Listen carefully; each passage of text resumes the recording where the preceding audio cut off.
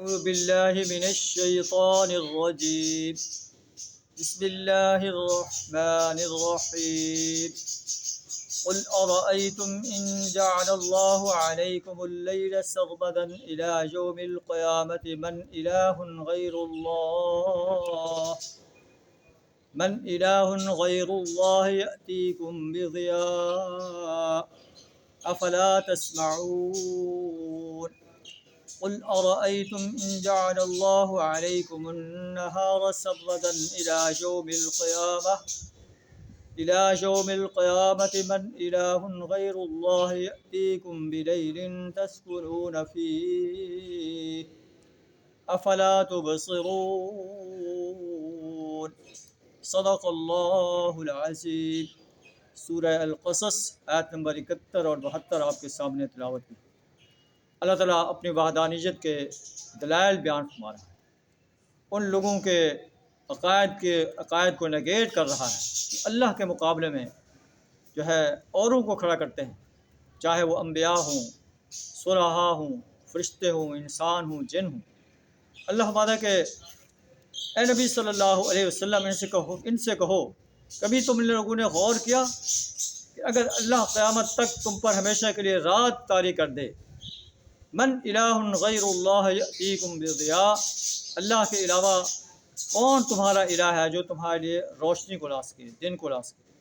افلا تسمعون، کیا تم سنتے نہیں ہو؟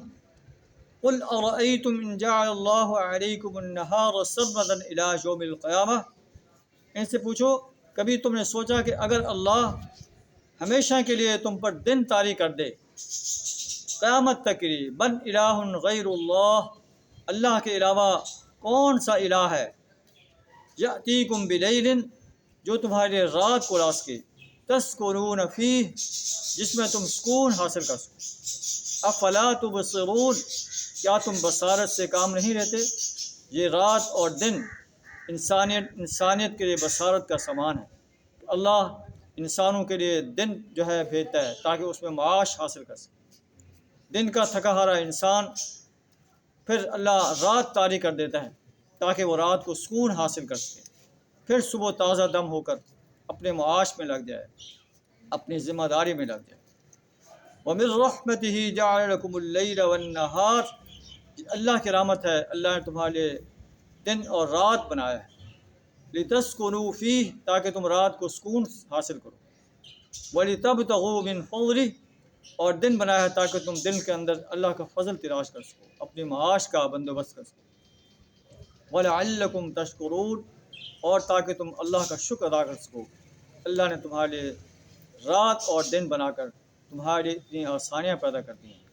اللہ سے دعا تعالیٰ ہمیں ان مناظر قدرت سے وحدانیت کا صحیح شعور عطا فرمائے، اپنی ذات کے آگے جھکنے کی توفیق عطا فرمائے، اور اپنی ہی حاکمیت کو تسلیم کرنے اور اپنی ہی حاکمیت کو قائم کرنے کے لیے اپنا مال، جان، وقت اور صلاحیت کھپا دینے کی توفیق عطا فرمائے. وآخر دعوانا الحمد للہ رب العالمین.